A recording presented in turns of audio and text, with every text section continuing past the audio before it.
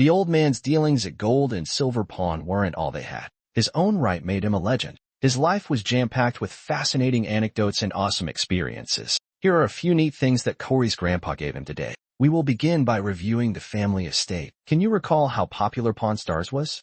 Outside the door, sponsors stood in line while fans went wild. When things were going well for the Harrisons, it was like they were living the dream. Everyone addressed him as the old man, and he finally had the means to purchase the mansion he had fantasized about for so long. The elderly man takes his own sad life after a few years. After that, his family will own the estate. The next generation, like Corey, received a fractional share from their parents. Oh, hold on a second. The old man's will totally disregarded Chris, one of his sons. Not a man for a mansion. Despite including the wife and all 3 children in the initial plan, circumstances changed in 2017, according to court documents. Because of the old man's revisions to the will, Christopher was specifically left out. Love you, Chris, but no inheritance for you. The purpose of writing this line remains a mystery to us, but it led to Rick, the other son from the show who portrayed the old man, being given control of the entire estate. About the estate itself, we have certain unknowns. Pawn Stars is,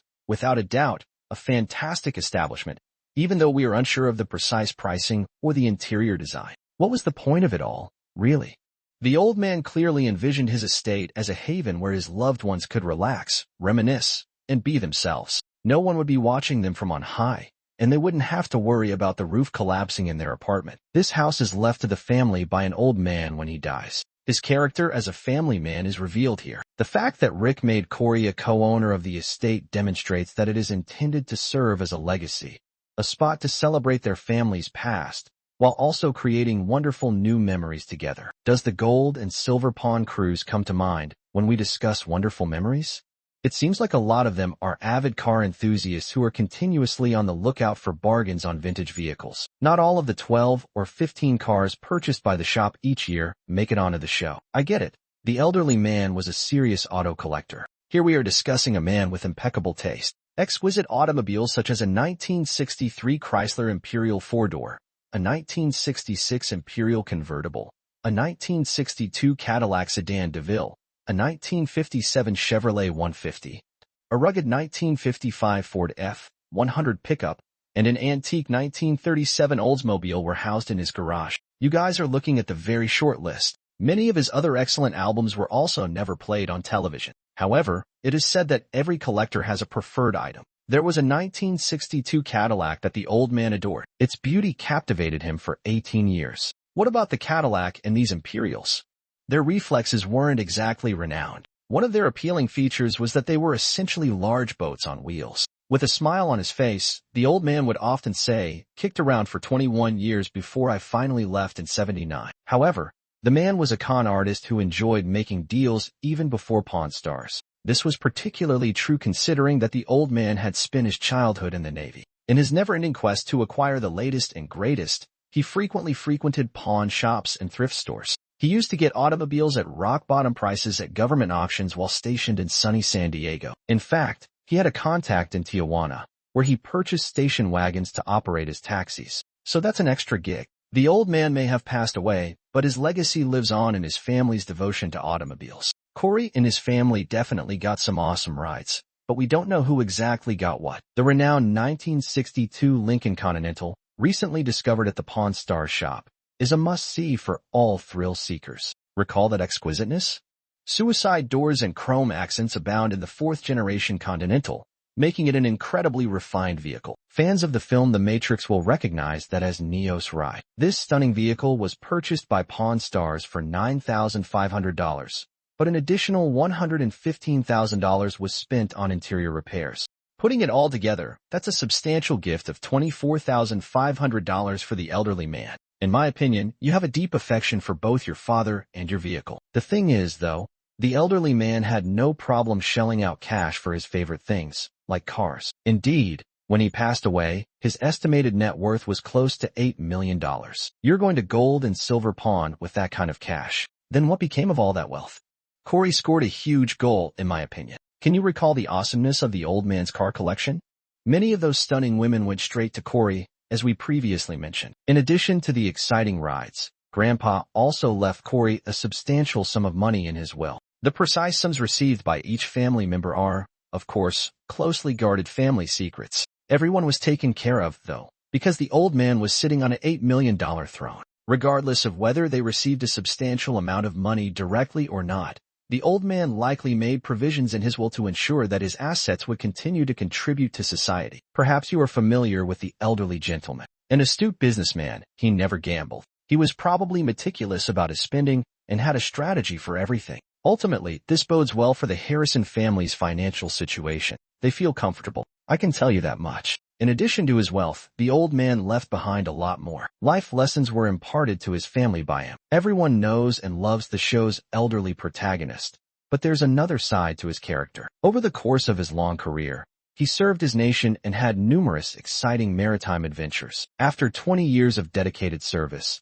the elderly man achieved the rank of Petty Officer First Class, a position of great respect in the Navy. We got a glimpse of his military service through Pawn Stars. Over the course of 25 years, you can expect to breathe in sea air, make friends on board, and, who knows, maybe even have an encounter or two with pirates. There were some thrilling tales, though perhaps not involving pirates. The intriguing part is that the elderly gentleman wasn't the type to be loyal to just one ship. He was a seasoned sailor who served on 4 separate ships during his time in the Navy. Not only that, but he also worked with destroyer squadrons and a tactical air squadron, and he toured a maintenance activity center. He was a witness to nearly every facet of Navy life. His intelligence was not surprising. Upon returning to the shop, he undoubtedly learned that from his time in the Navy. I spent 14 years on ships, and I was gone a lot, he quipped in a 2014 interview, though he was clearly laughing. Being apart from my loved ones for so long was the only thing that bothered me.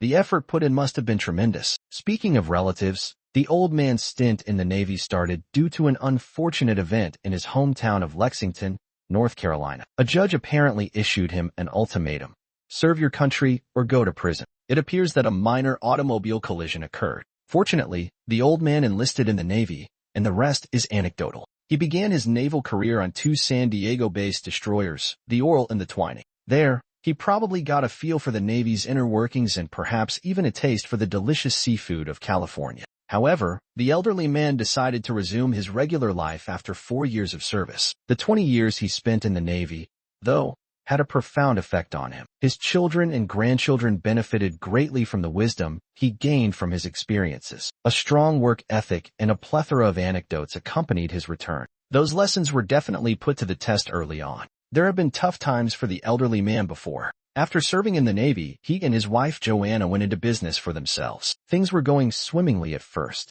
However, everything changed when the market had a catastrophic crash, interest rates soared to an absurd 18%, and they suddenly lost $1 million. The old man took that hit like a rock and continued on his merry way. He was never meant to give up. After deciding to leave his family behind, he did what any self-respecting individual would do.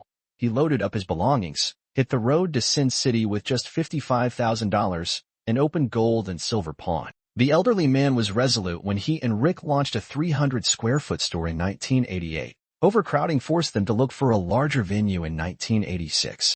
The following year, the elderly man obtained his permit to sell pre-owned goods. I thought you were unaware of its existence. Were you?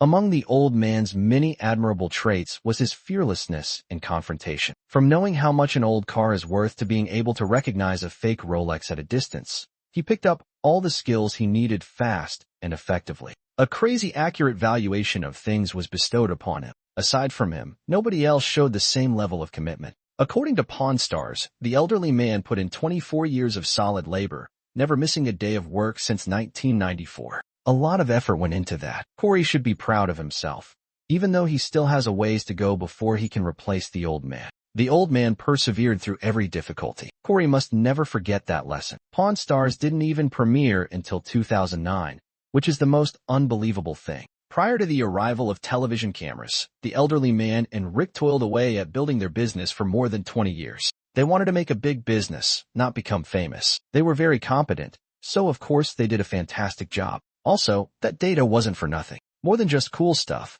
Corey from Pawn Stars got from his grandpa. Actually, he did learn a few things from the old man. Corey had great respect for his grandpa ever since he was a little boy. At 9 years old, Corey was talked into working at the shop by an elderly man, even though his father probably didn't want him to. He would get the hang of things by polishing doorknobs. It is to be expected that Corey picked up a few tricks from his grandpa, given the amount of time he spent with him. Among those strategies, mastering the art of distinguishing between authentic and counterfeit products. In the pawn industry, this is the equivalent of a superpower. The ability to discern between authentic and counterfeit goods is crucial in business. Over the years, Corey has honed his ability to spot authenticity. Things weren't always easy for Corey. Corey, a young man of 18 years old, was a bundle of energy who went on a spending binge. He acquired no less than 6 knockoff Rolexes in the span of a week. Obviously, the elderly man was not pleased, but the reality is that we all mess up from time to time. Is there any good news?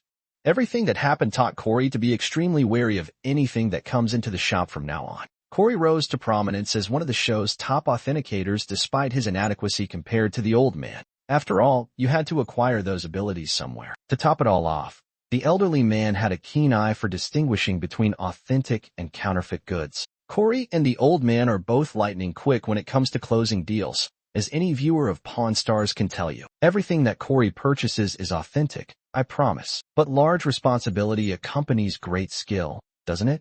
It was obvious that the elderly man was head honcho in the beginning of Pawn Stars. Things evolved, though, as time passed. Corey and Rick stepped up to lead, and they took over some of the old man's responsibilities. Corey ended up being promoted to the position of shop manager. Running a business, to put it mildly, wasn't easy, but it was at that point that the impact of the elderly man became apparent. Corey even went so far as to say that his grandpa was an exemplary businessman. In my opinion, Corey is the genuine article. His reputation for being forthright and honest has helped him fire employees who weren't a good match. He went so far as to say, "When I fire someone, I just look at them and say, 'You're fired.' In other words, the situation is finalized.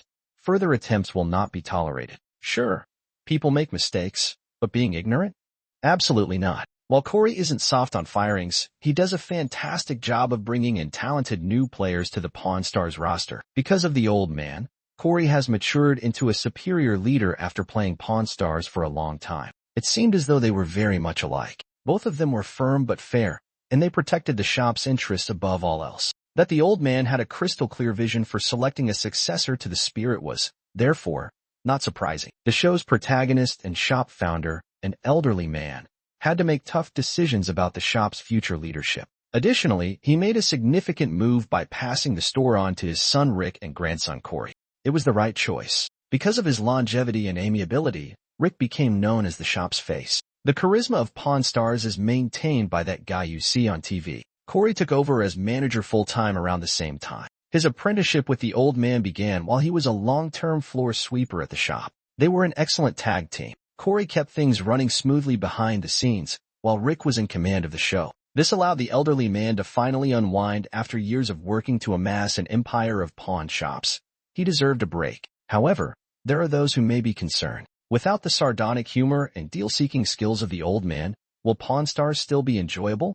Would business be able to continue as usual if he weren't there to take orders?